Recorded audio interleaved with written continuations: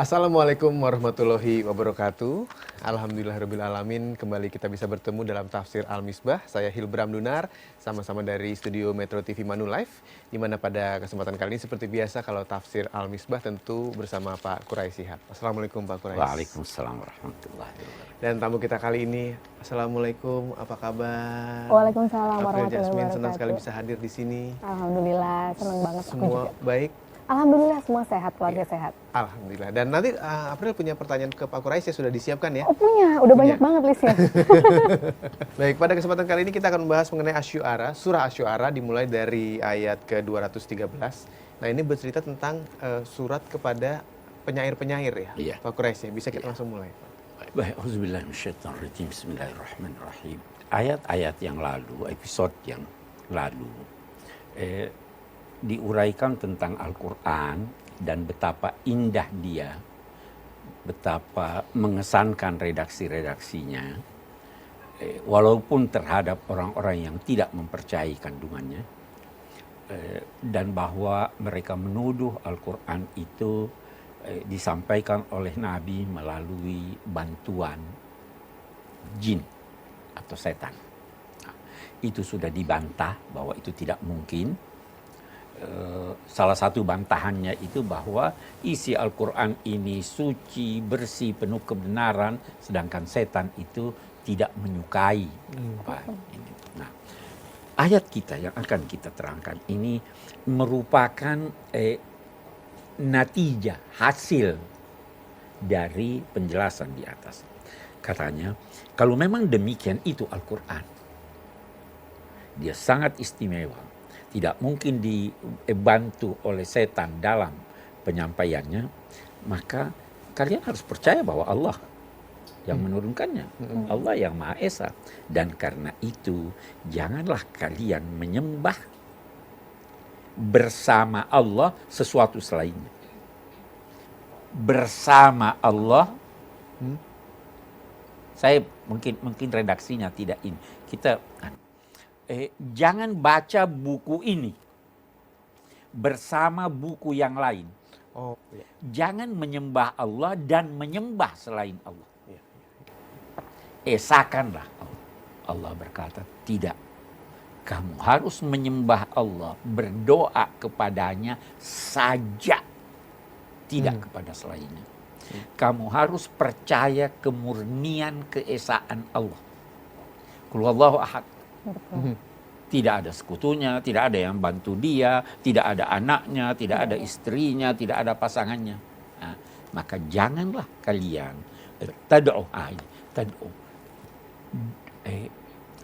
beribadah itu intinya adalah doa. Anda tidak beribadah kalau tidak memohon kepadanya. Karena Anda yakin bahwa dia yang maha kuasa. Anda harus yakin bahwa Anda lemah, Anda butuh kepadanya. Manusia makhluk tidak bisa bantu Anda kecuali kalau itu diperkenankan olehnya, ya kan?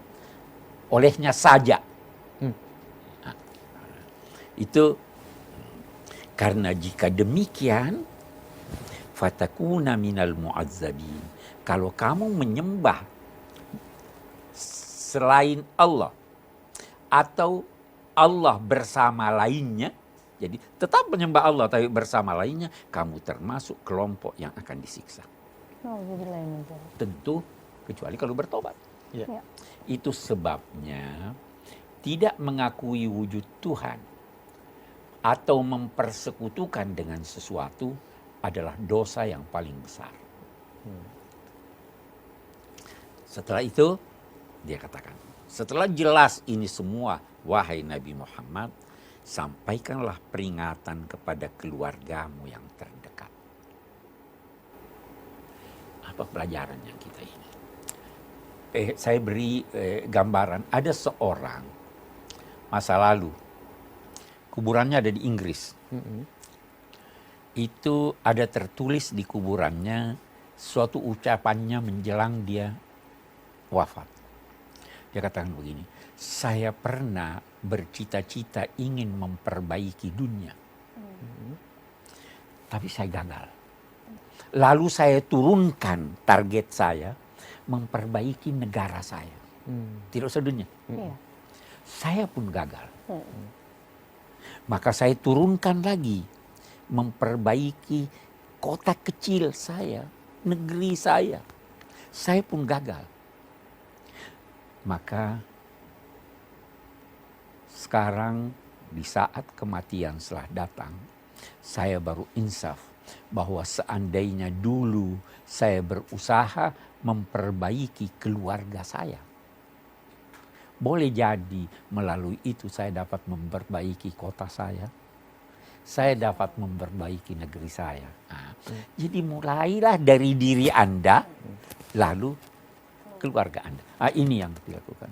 Kalau Nabi bersabda, ibda binafsika thumma biman ta'ul. Mulai dari dirimu, baru pada orang yang kamu tanggung. Mulai dari Nabi mendapatkan tuntunan agama, istri beliau Khadijah masuk Islam.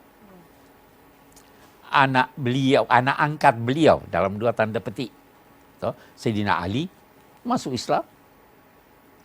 Baru melebar, sahabat beliau yang terdekat Abu Bakar masuk Islam, demikian seterusnya sampai akhirnya kota Mekah, sampai akhirnya Jazirah Arabia, sampai akhirnya meluas. Nah, ini dikatakan anzir ashiratakal aqrabin. Sampaikanlah peringatan kepada keluarga besarmu yang terdekat. Keluarga besar bertingkat-tingkat. Ada yang jauh, ada yang dekat. Sampaikan peringatan kepada keluargamu. Wakhfid janahaka liman ittaba'aka minal mu'minin. Dan ikhfid janahaka. Rendahkan sayapmu kepada orang-orang yang mengikutimu. Apa artinya rendahkan sayap? Ini kiasan. Kalau Anda melihat induk ayam, ingin melindungi anaknya, apa yang dilakukannya? Dia kembangkan sayapnya baru nunduk melindunginya. Ya. Nah, seorang pemimpin harus begitu. Rendahkan sayapmu kepada orang-orang yang mengikuti kamu, kasihani mereka, pelihara mereka, lindungi mereka. Ya, orang-orang yang mengikutimu dari kelompok orang-orang yang beriman. Nah, fa'in asauka, kalau mereka mendurhakai kamu, apa yang harus kamu lakukan? Ucapkanlah, nyatakanlah bahwa saya berlepas diri dari apa yang kamu lakukan. Yang penting saya sudah sampaikan. Iya. Wa tawakkal 'alal azizir rahim, dan berserah dirilah kepada Tuhan yang maha mulia lagi maha pengasih. Diulangi lagi Al-Azizir Rahim di sini. Kita di episode yang lalu itu selalu berulang Al-Azizir Rahim, Al-Azizir Rahim. Kita sudah terangkan apa arti aziz, apa arti rahim. Tawakal. Apa arti tawakal? Tawakal itu terambil dari kata yang seakar dengan wakil. Wakil. Jadikanlah Tuhan wakilmu. Nanti kita akan jelaskan lebih jauh apa arti tawakal. Jadikan Tuhan wakilmu. Maksudnya apa? Jangan kemana-mana, kami akan segera kembali tentunya dalam tafsir Al-Misbah. Dulu penyair-penyair itu tidak menyentuh bumi. Tidak menyentuh bumi. Apa maksudnya? Uraiannya mengawang-ngawang. Bahasanya. Uraiannya mengawang-ngawang.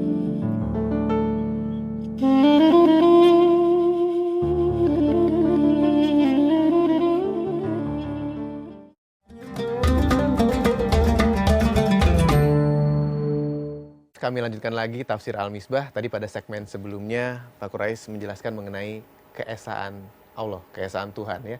Lalu juga diakhiri dengan tawakal. Kita akan membahas tawakal nih, April. Tawakal itu diambil dari kata wakil. Jadikan Allah wakilmu. Maksudnya bagaimana, Pak? Kalau Anda menjadikan seseorang sebagai wakil Anda, seseorang, maka Anda telah mempersilahkan dia melakukan apa saja sesuai dengan kehendak Anda dan boleh jadi sesuai dengan petunjuk Anda. Iya. Ya toh? Iya. Anda bisa menarik perwakilan Anda jika Anda menganggap bahwa orang itu tidak becus. Anda juga pasti pilih-pilih siapa yang Anda angkat sebagai wakil. Anda tidak akan mengangkat sebagai wakil orang yang tidak paham permasalahan yang Anda wakilkan kepadanya. Ya kan? Betul. Kalau Anda menjadikan Allah sebagai wakil, tidak seperti itu. Karena Allah Maha mengetahui sedang Anda tidak tahu. Jadi untuk apa Anda tarik perwakilan Anda? Iya. Apa alasannya? Ketika Anda mewakilkan Allah untuk urusan Anda, yakinlah bahwa apa yang dipilihnya itulah yang terbaik buat Anda. Itu satu. Nah, yang kedua, kita lihat. Kalau Anda mewakilkan seorang untuk mewakili Anda tidak perlu kerja lagi. Saya diundang ke upacara A. Saya perlu datang atau tidak? Kalau sudah diwakilkan tidak. Tidak perlu datang lagi. Itu beda dengan mewakilkan Allah. Anda masih harus kerja lebih dulu. Jadi jangan memahami tawakal, udah terserah Tuhan aja. Tidak ada usaha. Ya. Tidak ada usaha. Anda harus berusaha sesuai kemampuan Anda, sisanya serahkan pada. Itu sangat populer, itu riwayat satu orang datang kepada Nabi, Nabi bertanya, di mana untamu? Dia bilang, saya lepas di luar, saya tawakal aja. Dia bilang, tidak. Tambat dulu, ikat dulu, baru kamu bertawakal. Jadi tidak ada perintah bertawakal di dalam Al-Quran. Bertawakal kepada Allah di dalam Al-Quran, kecuali sebelumnya ada perintah usaha. Ini tadi kita lihat. Beri peringatan, usaha. Lakukan, lebarkan sayapmu, rendahkan sayapmu. Itu kan semua usaha. Nah setelah itu, kalau mereka membangkang tidak mau, setelah kamu usaha, ketika itu, katakan, saya berlepas diri, baru saya serahkan pada Allah. Jadi usaha.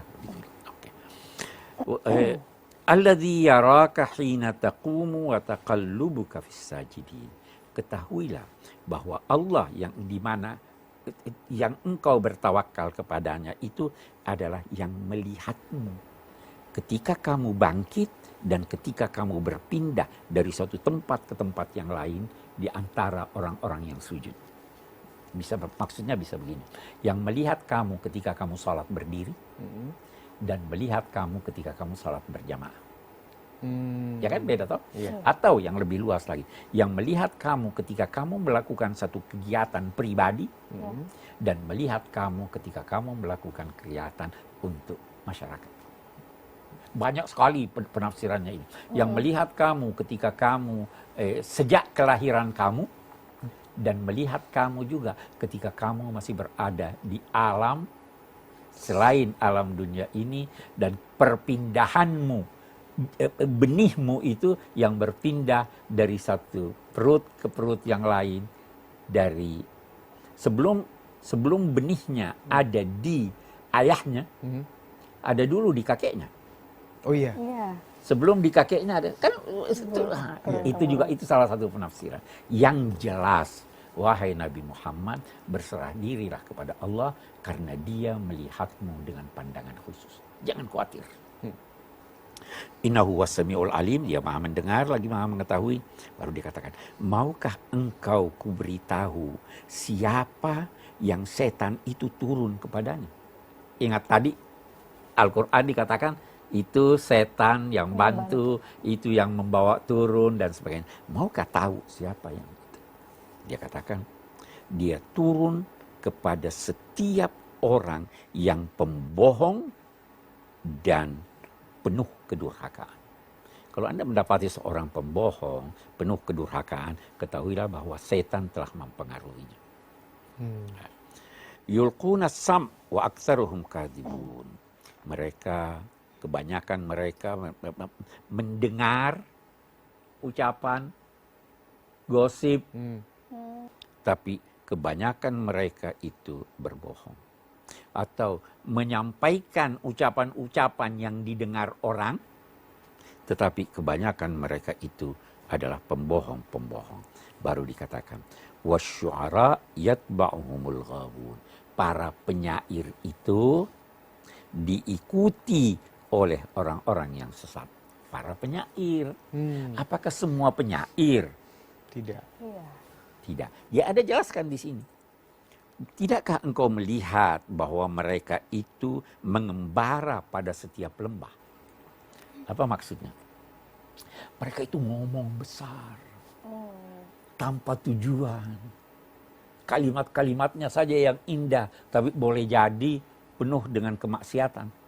Tapi kalau penyair-penyair yang baik, dulu penyair-penyair itu tidak menyentuh bumi.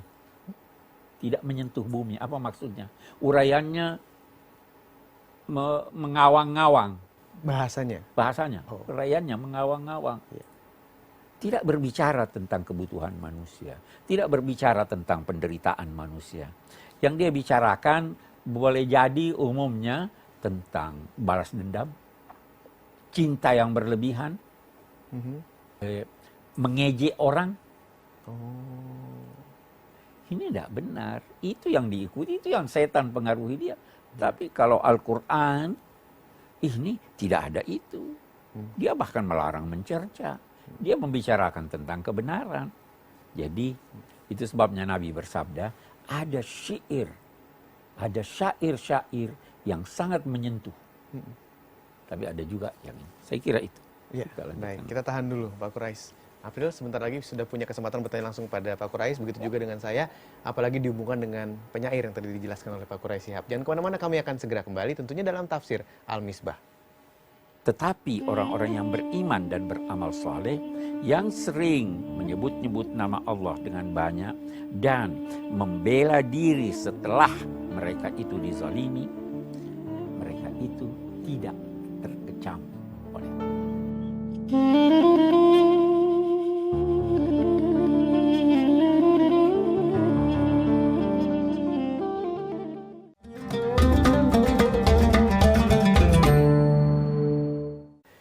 Kembali lagi kami lanjutkan tafsir Al-Misbah. Saya Hilbram, Pak Quraish dan juga April di sini yang sudah tidak sabar ingin bertanya kepada Pak Quraish. Bentar, April. Masih ada lagi yang ingin ditambahkan oleh Pak Quraish.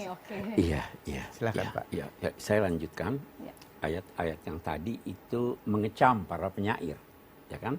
Bahwa mereka itu diikuti oleh orang-orang yang sesat. Tapi ayat selanjutnya ini menjelaskan mengapa mereka dikecam. Ini berarti kalau kecaman ini tidak ada pada penyair yang lain, maka dia tidak dikecam. Itu sebabnya Nabi berkata, inna minasy-syi'ri la hikmah. Syair-syair itu ada yang mengandung hikmah. Nabi bahkan seringkali senang mendengar syair-syair, sajak-sajak yang diucapkan oleh non-muslim, kalau sajak-sajak itu mengandung hikmah dan kebenaran. Ada seorang penyair pada masa Nabi, Umayyah bin Salt, sebelum Islam, dia tidak Islam, tapi syair-syairnya sangat menyentuh. Nabi ingin mendengarkan. Sampai 100 bait Mama dengarkan. Nabi dengarkan. Karena apa? Bagus. Nah, jadi bukan semua penyair. Nah, mengapa? Alam tara annahum fi kulli wadin yahimun. Tidakkah engkau perhatikan bahwa penyair-penyair yang dikecam ini itu sebenarnya mengembara pada setiap lembah. Nah, yahimun, saya ingin terangkan. Ada unta yang terlepas atau yang sakit menjauh dari pemiliknya. Dia tidak tahu arah. Kemanapun kakinya melangkah, dia ke sana. Nah, ada penyair-penyair yang tidak tahu arah yang benar. Yang penting ngomong indah, itu yang dikecam. Tapi kalau ada tujuannya yang benar, silahkan. Nabi punya penyair-penyair Hasan bin Thabit dan sebagainya. Karena itu dikatakan wa annahum yaquluna ma la yaf'alun. Mereka mengucapkan sesuatu yang mereka tidak akan lakukan. Khayalnya terlalu tinggi. Tidak melihat realitas. Itu penyair yang tidak didukung oleh Allah. Tetapi orang-orang yang beriman dan beramal saleh yang sering menyebut-nyebut nama Allah dengan banyak dan membela diri setelah mereka itu dizalimi, mereka itu tidak terkecam oleh Allah. Dan nanti orang-orang yang berlaku aniaya itu akan mengetahui dampak daripada amal-amal mereka. Jadi kesimpulannya, penyair tidak di ini. Kita punya penyair-penyair di Indonesia hebat-hebat kan? sekali. Ya, tanpa menyebut nama saya kira semua orang tahu. Iya. Ya. Tapi ada juga syair-syair yang sebenarnya enggak benar. Islam mendukung yang benar, mendorong yang benar, tetapi yang tidak direstuinya. Saya kira itu akhir dari surah Asy-Syu'ara. Baik, terima kasih Pak Quraisy. Silakan April. Iya, ini tadi ada kalimat terakhir Pak Quraisy yang setelah pembelaan setelah dizolimi. Nah, ini kalau kita dizolimi, apakah kita harus membela diri dulu setelah itu ya udah hasilnya apapun sabar aja gitu. Lihat situasinya. Terkadang kita dizolimi, tetapi kalau itu dibiarkan terus makin menjadi-jadi, Anda harus membela diri. Nah, terkadang kita dizolimi, tetapi kita tidak mampu membela diri. Atau pembelaan kita itu tidak sampai kepada tujuan yang kita harapkan. Nah, ketika itu kita serahkan pada Allah. Jadi itu sebabnya yang membela diri setelah dizalimi pun dipuji Tuhan. Masya Allah. Kita tidak berkata siapa yang menampar pipi kananmu kasih pipi kirimu. Iya. Tapi siapa yang menampar kamu, tampar dia. Tetapi kalau kamu bisa menahan diri tidak menampar dia, itu lebih baik. Jauh lebih baik jadi ya. Iya kan? Iya. Karena membalas kejahatan dengan kejahatan tidak akan membuahkan kebaikan. Tapi membalas kejahatan dengan kebaikan itu yang membuahkan kebaikan. Jadi kita cari yang membuahkan kebaikan. Tapi kalau itu tidak membuahkan kebaikan, bahkan kita makin diinjak-injak terus, lawan dong. Melawan itu Lawan boleh. itu boleh. Penjajah kita lawan. Iya, Iya, betul, betul. betul. Boleh. April ya, tadi Pak Quraisy kan membahas di surat Asy-Syu'ara ini mengenai penyair. Ini saya ingin tahu Pak Quraisy, penyair zaman Nabi dulu itu seperti apa? Apa pekerjaan mereka? Posisi mereka di masyarakat seperti apa? Media sekarang. Oh. Jadi dulu itu mereka sangat mengandalkan penyair. Kalau Anda Warga masyarakat? Iya, oleh masyarakat. Jadi berita itu tersebar melalui penyair. Karena itu kalau dia memuji seseorang, itu tersebar.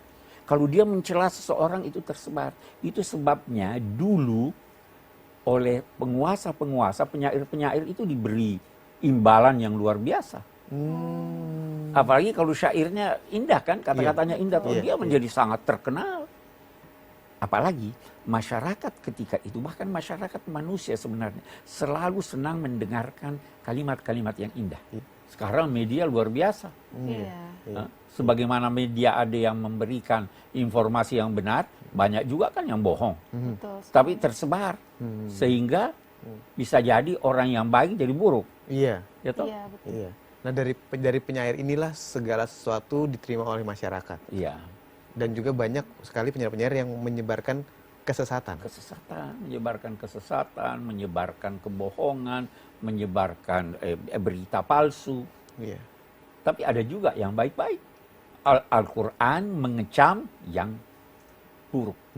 Yang baik silahkan. Ini siapa menyimpulkan, jadi untuk para penyair yang menuliskan sesuatu yang baik ini menjadi inspirasi untuk yang baca. Betul. Itu menjadi pahala juga buat mereka gitu ya. Betul. Nah, bagaimana nih kalau sekarang ini kan banyak sekali berita yang menyampaikan sesuatu yang belum bertabayun dulu bilangnya Pak. Jadi belum ditanyakan ke orangnya langsung bentuk persoalannya apa, tapi mereka sudah mengeluarkan berita yang mungkin agak sedikit negatif. Itu bagaimana dengan mereka yang seperti itu?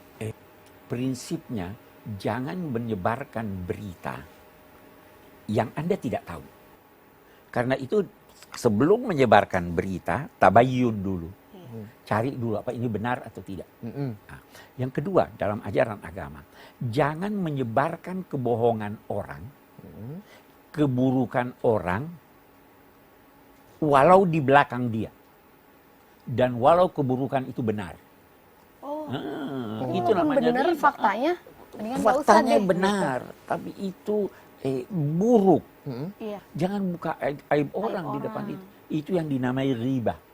Mengumpat itu, seorang pernah bertanya, Nabi mengecam orang yang mengumpat, yang menyebutkan keburukan orang lain tidak di hadapannya.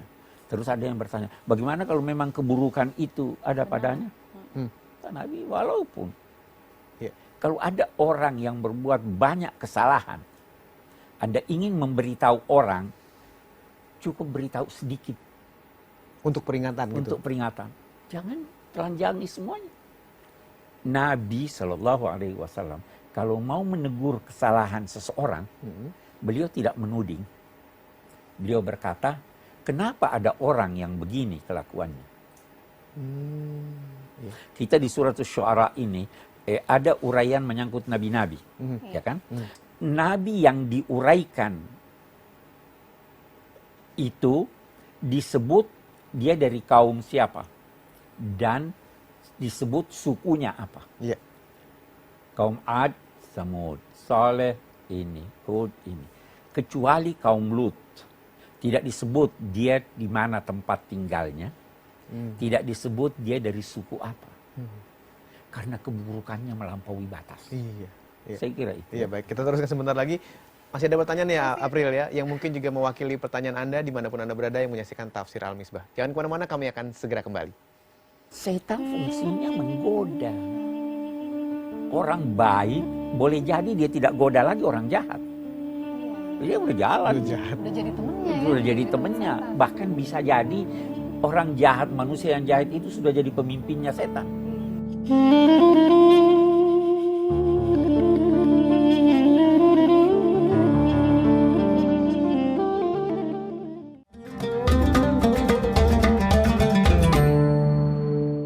Masih di Tafsir Al-Misbah menemani Anda dimanapun Anda berada menikmati indahnya bulan suci Ramadan. Kembali ke April yang ingin bertanya langsung kepada Pak Kurai, silahkan. Tadi di surat Asyura itu ada dikatakan bahwa setan-setan akan turun kepada orang-orang yang suka berbohong. Iya. Apakah kalau orang yang tidak suka berbohong, artinya orang yang alim, apakah setan tidak mau mengganggunya atau bahkan takut nih? Sebenarnya semua manusia berpotensi untuk diganggu setan. Itu satu. Nabi pun diganggu. Tetapi orang yang dekat pada Allah dilindungi dari setan. Saya beri contoh. Kalau Anda akan menuju ke suatu rumah, di rumah itu ada anjing yang menggonggong. Bagaimana caranya supaya Anda terhindar dari gonggongan anjing? Panggil yang punya rumah. Itu betul. Mendekat pada yang punya rumah. Suruh, ya kan? Iya. Nah, jadi setan fungsinya menggoda. Orang baik boleh jadi dia tidak goda lagi orang jahat. Iya, iya. Dia udah jalan. Udah jahat. Udah jadi temennya ya. Udah jadi temen temennya. setan. Bahkan bisa jadi orang jahat, manusia yang jahat itu sudah jadi pemimpinnya setan. Iya. Fa'atba'ahu syaitan. Itu ada ayat. Maka setan mengikutinya. Kita harus memiliki perisai yang bisa menolak itu. Perisai kita dekat pada Tuhan. Itu sebabnya diajarkan a'udzubillah minasyaitonir. Saya berlindung kepada Allah dari godaan setan yang Saya kira terkutuk. Kalau tadi April bertanya soal setan ini, kalau kita berbohong ya, maka kita Iya. akan mendapatkan gangguan-gangguan dari setan. Nah, bohong sendiri, Pak Kurais, apakah semua bohong itu salah? Dosa? Tidak. Dalam hadis ada dikatakan ada 3 kebohongan yang ditoleransi. Yang pertama, kebohongan untuk memperbaiki 2 orang atau 2 pihak yang berselisih. Anda berselisih dengan dia. Saya datang pada Anda. Sebenarnya dia itu mau minta maaf tapi malu. Padahal tidak. Tidak. Saya datang pada Anda. Sebenarnya dia itu sudah mengaku salah. Tapi nggak enak dia datang. Bagaimana kalau saya antar kita bertemu? Bohong nggak itu? Bohong. Bohong. Boleh. Yang kedua, kebohongan dalam konteks strategi perang. Ada yang ketiga disebut oleh Nabi, ucapan gombal seorang pasangan kepada pasangannya. Ini nih yang paling banyak dalam rumah tangga nih, Prof. Pengalaman ya, April? Anda berkata pada istri, aduh cantiknya kamu. Iya. Saya sebenarnya begini. Saya gombal. Iya. Bohong kan itu. Betul. Tapi itu ditoleransi demi keserasian hubungan. Jangan pernah berkata pada istri Anda, ketika Anda akan keluar rumah bersama dia bahwa dandanannya jelek. Aduh. Jangan berkata begitu. Iya. Hilang kepercayaan dirinya. Betul, bad mood langsung. Iya kan? Kalau dia tanya, bagaimana? Oh, udah istimewa. Paling tidak supaya tidak kembali lagi. Istimewa. Lama lagi nanti. Lama lagi ya. Tadi dikatakan bahwa kembali ke penyair-penyair tadi, Pak Quraisy, yang dibenci adalah salah satunya adalah yang mengungkapkan cinta yang berlebihan. Ya. Ya. Maksudnya apa, Pak Quraisy? Bukankah kalau yang mengungkapkan cinta pasti berlebihan? Agama mengajarkan jangan berlebihan. Segala yang berlebihan itu buruk. Agama itu mengajarkan moderasi. Berwudu lebih dari 3 kali berlebihan, buruk. Salah ya. Ya toh. Anda bersedekah melebihi apa yang semestinya Anda berikan, buruk. Oh. Tapi mengungkapkan cinta itu boleh. Ka'ab bin Zuhair itu seorang penyair yang pernah Nabi begitu marah pada dia. Tapi satu ketika dia datang pada Nabi untuk menyampaikan syair-syairnya yang dinilai oleh para pakar itulah syair yang paling indah yang pernah terucapkan oleh manusia terhadap Nabi. Oh. Syairnya itu dimulai dengan menyebutkan, menggambarkan seorang perempuan yang cantik, jalannya bagaimana dan sebagainya. Dalam sekian belas atau puluh ayat, puluh bait, baru dia sampaikan maksudnya saya minta maaf dan sebagainya. Jadi dimulai dengan menyebut perempuan. Nah, hanya Nabi bertanya pada dia, orang perempuan yang kamu lukiskan, jalannya begitu indah, matanya dan sebagainya, itu siapa? Terus orang itu berkata, dia istri saya wahai Nabi. Toh? Maka Nabi berkata, mudah-mudahan engkau langgeng bersama dia. Jadi boleh. Ini agama realistis. Anda mau menggambarkan keindahan, tetapi ada batasnya. Jangan menggambarkan keindahan yang mendorong untuk orang melakukan kedurhakaan. Saya kira itu agama ini sangat realistis. Sedemikian realistisnya sehingga bohong pun dibolehkan. Iya. Asal tujuannya baik. Asal ya. tujuannya baik. Oke, baik. Iya. Sudah ada? Ada, April, ada. tahan dulu, Oh, April. oke, yaudah. Sebentar lagi kita akan dengarkan apa pertanyaan dari April. Jadi jangan kemana-mana, tetap bersama kami tentunya dalam Tafsir Al-Misbah. Nabi Muhammad SAW dan keluarga beliau tidak kebal hukum, tidak juga terbebaskan dari kewajiban. Mereka tidak memiliki hak berlebih atas dasar kekerabatan kepada Nabi karena semua adalah hamba Allah.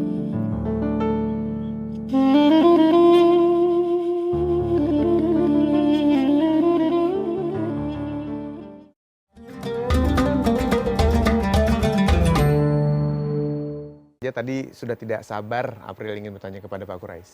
Iya betul Pak Quraisy, ini kan dengan teknologi yang semakin berkembang, artinya sekarang pemberitaan ini kan bisa melalui apa saja dan sebenarnya responnya langsung banyak gitu loh, entah itu berita baik atau berita yang positif maupun berita yang negatif. Nah, sebagai kita nih semua pasti sudah pegang gadget, pakai smartphone, bagaimana kita menanggapi berita-berita yang tidak sengaja terbaca atau terdengar oleh kita, itu gimana Prof? Tidak ada dosa bagi orang yang melakukan suatu kesalahan yang dia lakukannya dengan tidak sengaja. Sesungguhnya Allah tidak menuntut tanggung jawab dari seseorang yang melakukan suatu kegiatan dengan terpaksa atau lupa atau keliru. Hanya saja perlu diingat bahwa kesalahan atau kekeliruan itu ada yang dilakukan dengan sengaja, ada yang tidak sengaja, ada akibat kecerobohan tadi. Jadi sekarang kita ada baca ini, kita kita dapat menggunakan segala alat komunikasi. Anda mau HP, Anda mau apapun boleh. Tetapi jangan sampai penggunaannya ini mengalihkan Anda dari tujuan yang benar. Bisa jadi ada channel di TV atau di mana yang sudah sejak semula Anda tahu bahwa ini buruk. ya Anda boleh nonton dong. Mau buka YouTube kan macam-macam itu. Iya. Kalau Anda mau nonton bola, saya suka nonton itu. Ya. Boleh saja, asal jangan dengan menonton itu kewajiban saya Iya. berabaikan. Iya. Ya, jadi begitu, ini alat kita gunakan sebaik mungkin. Itu kalau kita sedikit bergurau, ada yang mengatakan begini. Kalau Anda menemukan 2 orang, 1 lelaki dan 1 perempuan, masing-masing memegang HP-nya dan sibuk, ketahuilah bahwa dia suami istri. Udah nggak pengen ngobrol lagi. Dia sudah, ya. Karena udah sering ketemu ya, jadinya Ini agak bosan. salah, banget. ini salah, Iya, iya kan? Lalu kalau Anda bertemu dengan 2 orang, 1 laki 1 perempuan yang mengabaikan dia punya HP, Ditaruh aja. maka ketahuilah dia lagi pacaran. Itu tidak benar. Iya, berarti Pak Quraish bukan teknologinya yang Bukan kita teknologi itu netral, tapi bagaimana Anda menggunakannya, bagaimana tujuan Anda memilikinya, ya kan? Iya. Baik, kita masuk pada kesimpulan kalau begitu. Kita masuk. Cukup ya April. Iya, iya, alhamdulillah. Ntar main lagi Oke. ke sini ya. Ya. Nabi Muhammad SAW merupakan kekasih Allah pun terancam disiksa jika mempersekutukan Allah. Tapi ini hanya andaian kan? Iya. Ya, toh? Pesan ini bertujuan menunjukkan bahwa tidak ada pemaafan ilahi dalam hal kemusyrikan bila yang bersangkutan tidak bertaubat dan meninggalkannya. Kalau Anda berdosa dengan dosa yang bukan syirik, walaupun tanpa bertaubat, boleh jadi Anda memaafkan Anda. Allah maafkan kita. Boleh jadi karena Anda melakukan kebaikan, Allah berkata, saya maafkan kesalahannya karena dia berbuat baik. Oh. Tapi kalau mempersekutukan Allah, Anda bawa persekutuan kepada Allah itu sampai mati, Allah tidak ampuni. Iya kan? Oke. Beriman saja belum cukup, tapi juga harus berupaya secara bersungguh-sungguh mengikuti dan meneladani Nabi Muhammad. Karena yang beriman dan meneladani beliau, mereka itulah orang mukmin yang mantap imannya. Jangan berkata saya cukup beriman. Anda harus berusaha meneladani.